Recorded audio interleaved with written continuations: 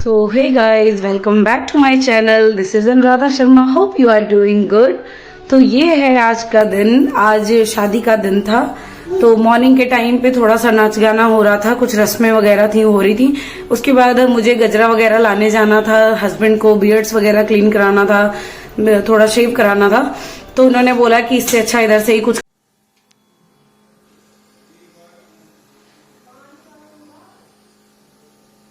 और फिर यहाँ पे हो रहा था रेखा का मेकअप शुरू, और मैंने आर्टिस्ट को जो है गोरखपुर से बुलवाया था, जहाँ से रेखा के एंगेजमेंट में मेकअप हुआ था, वहां से ही मैंने इनको बुक किया था और इनसे मैंने भी अपना मेकअप लिया था।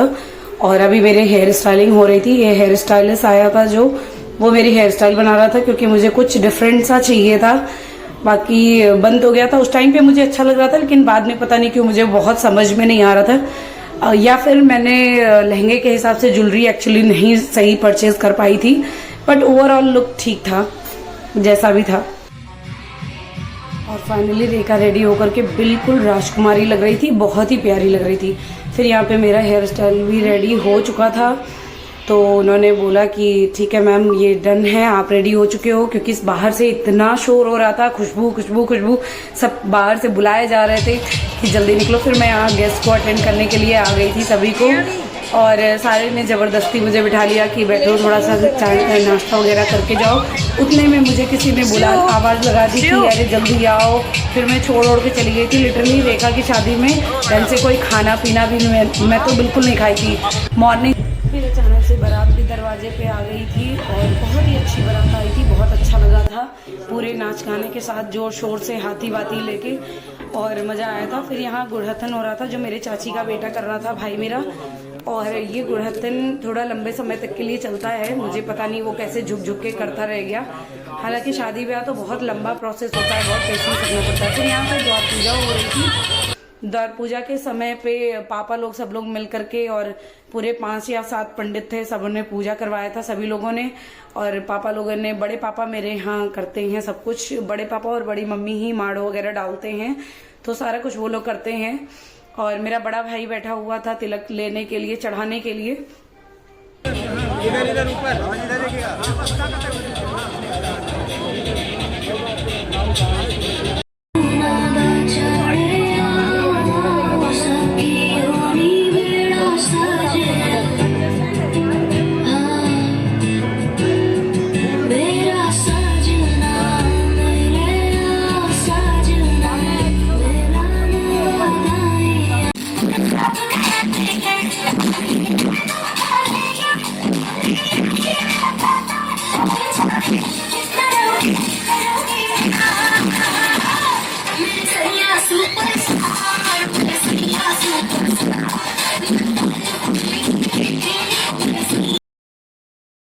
कुछ क्लिप्स थोड़ी आगे पीछे हो गई हैं, आप प्लीज मैनेज करना, बिकॉज बहुत टाइम बाद मैं डाल रही हूँ, बहुत ढूंढ ढूंढ करके सारे क्लिप्स को डालना पड़ा है। और यहाँ पे रेखा की एंट्री हो चुकी थी, ये थी उसकी ग्रैंड एंट्री, और जो बहुत ही प्यारा हुआ था। सारे भाइयों ने बिल्कुल नाच गाने के साथ उसको वहां तक, स्टेज तक छोड़ के आए थे।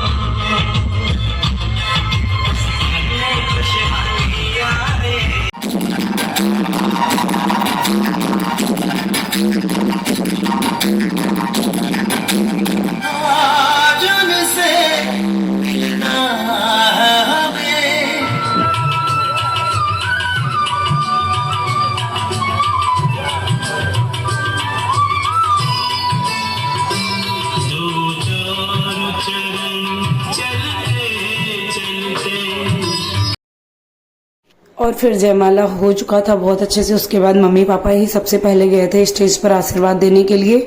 और सच में ये इतना इमोशनल मोमेंट लगता है ना, मुझे तो अपने टाइम की चीजें याद आ रही थी, ऐसे लग रहा था कि रोना सा आ जाएगा बिल्कुल। फिर मम्मी पापा के बाद मेरे सास ससुर जी और मेरे हस्बैंड भी गए थे आशीर्वाद देने, क्योंकि उनको निकलना भी था वहां से रात में ही गाँव। वो रात नहीं रुके थे सास ससुर जी, तो हम लोग सब लोग साथ में गए थे फैमिली पिक्चर के लिए एक, एंड देने के बाद फिर ये लोग गाँव के लिए निकल गए थे।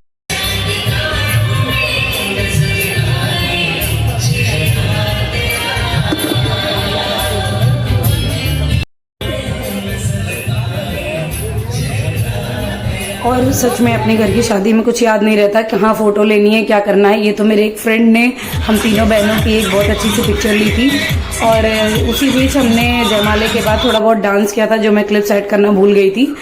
और फिर यहाँ आ गए थे मंडप के टाइम पर, जहाँ पे लावा वगैरह लावा पूजन होता है।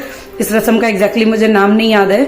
और ये मेरा छोटा भाई कर रहा था और काजू हेल्प कर रही थी। उसके बाद चुमावन का टाइम आ जाता है, जहाँ पर दूल्हे अपने जीजा जी को, छोटी साली जो है वो चुमन हो रहा है। चावल कुछ अक्षत वगैरह हाथ में लेकर के चांदी का एक आइटम लेके करा जाता है। ये मेरे बड़े पापा की बेटी है, वो कर रही हैं, और हम लोग बैठ करके पूरे माहौल का मजा ले रहे हैं। मेरे पतिदेव तो पूरे नींद में थे, लेकिन पता नहीं कैसे साली की शादी के लिए इतना लंबा ये जाग गए थे रात भर। इनको मैं बोल भी रही थी कि ऊपर में रूम्स एक्चुअली सारे गेस्ट के लिए था, तो आप जा करके आराम से सो सकते हो, लेकिन इनको अच्छा लग रहा था। अंदर घुमा को, अरे डाले ही कहाँ, तुरंत ऐसे करके डालो अंदर। आप गुम कर दो उसको। हाँ बिल्कुल बिल्कुल, वही पकड़ लिए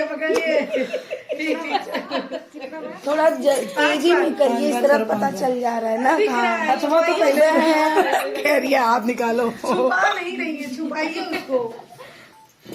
पूरा फूल से पूरा फूल दो। अब आप इन्हीं के हाथ पे जब छोड़े दो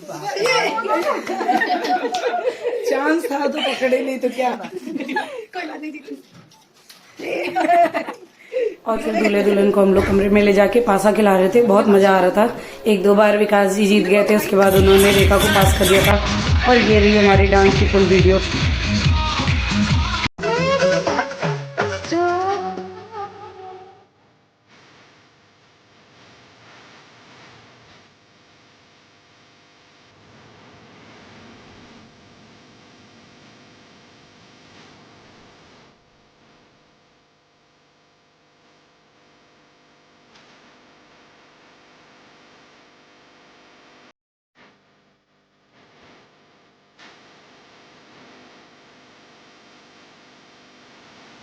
और फिर ये सुबह 3 बजे का टाइम था, जब लगभग सब लोग आते हैं अपना नेकचा लेने। तो ये जो किन्नर लोगों की पार्टी होती है, ये लोग भी आए थे।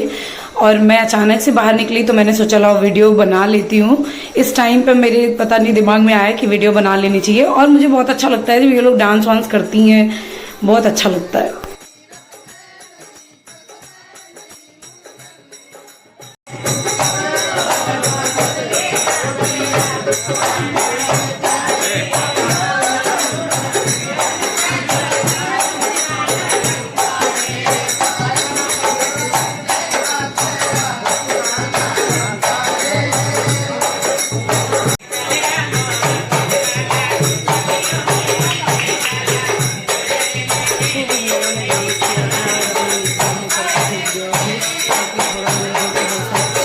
होती रहती है बार्गेनिंग।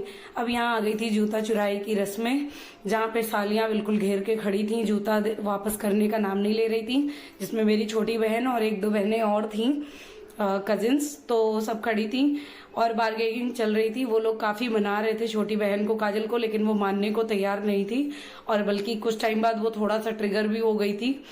बट बाद में किसी ने मतलब इस रेखा के हस्बैंड ने, विकास जी ने आकर के उसको रूम में बहुत मनाया भी था, मना करके फिर पैसे दिए थे। बहुत मजा आता है, ये सब चीजों के भी अपने मजे हैं। शादी भी एक ही बार होती है, तो थोड़ा बहुत तो बार्गेनिंग नोकझोंक चलता है, बट मुझे लगता है कि रस्मों का रिस्पेक्ट सभी को करना चाहिए।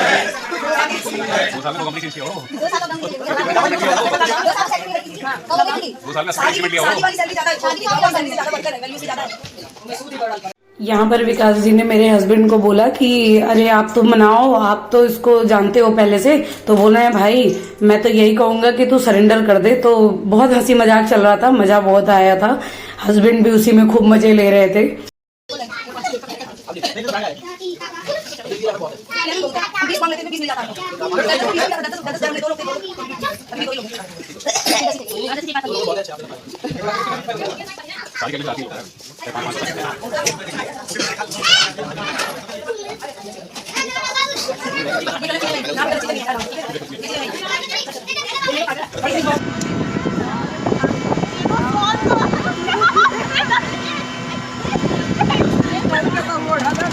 पूरी शादी में सबसे यूनिक चीज हुई ये कि शादी हो गई, सब कुछ चीजें हो गई और फाइनल हम लोग ई रिक्शे में दुल्हन को लेकर के घर क्यों जा रहे हैं।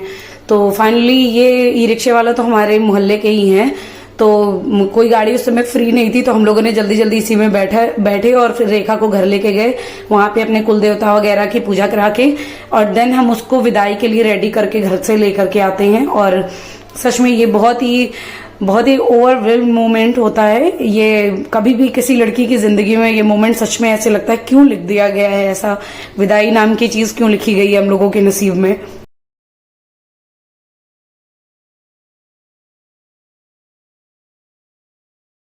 और दुल्हन पूरे 24 आवर्स की जर्नी के बाद अपने ससुराल पहुंचने वाली थी। उसने हम लोगों को ये क्लिप्स भेजी थी जो मैंने इसमें ऐड कर दी और वो बहुत ही सुंदर लग रही थी, बहुत सुंदर लग रही थी।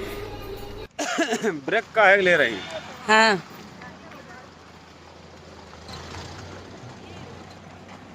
आते जाओ सब लोग, आते जाओ नाइट आउटिंग के लिए आते जाओ सब लोग। चाची कहाँ जी? चाची दिखी नहीं रही, वो देखो। हाँ आ रही है। हम लोग आंटी जी का इंतजार कर रहे हैं। बीच में मोमोज फ्राई हो रहा था।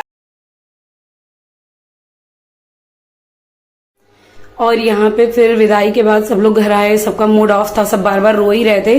फिर मेरे छोटे चाचा ने प्लान बनाया कि चलो तुम सबको हम ट्रीट पे लेकर के चलते हैं, इसी बहाने सबका मूड भी अच्छा हो जाएगा और थोड़ा बांसी की सड़कों पे टहलेंगे और साथ में आइसक्रीम खाएंगे। तुम लोगों को चलो जो जिसको खाना हो सब खिलाएंगे। तो हमारे साथ बुआ, चाची, हमारी आंटी जी और हमारी एक फ्रेंड थी नेहा, सब लोग, मतलब हम सारे फ्रेंड, सारे जो लगभग लोग थे चले गए और कुछ लोग घर पर भी रुके थे, भाई। और फिर हम लोग यहाँ पे मस्ती करने के लिए चले आए थे। सबको चाचा लेके आए थे एक बहुत अच्छी ट्रीट के लिए। ये आज के इस ब्लॉग के साथ बहन की शादी का ब्लॉग खत्म होता है। मैंने जो भी क्लिप्स थी आपके साथ सब शेयर की। I hope you like my videos and do like subscribe more and more. And भाई का मेरे बर्थडे भी था तो हम वो सेलिब्रेट कर रहे थे। Okay bye.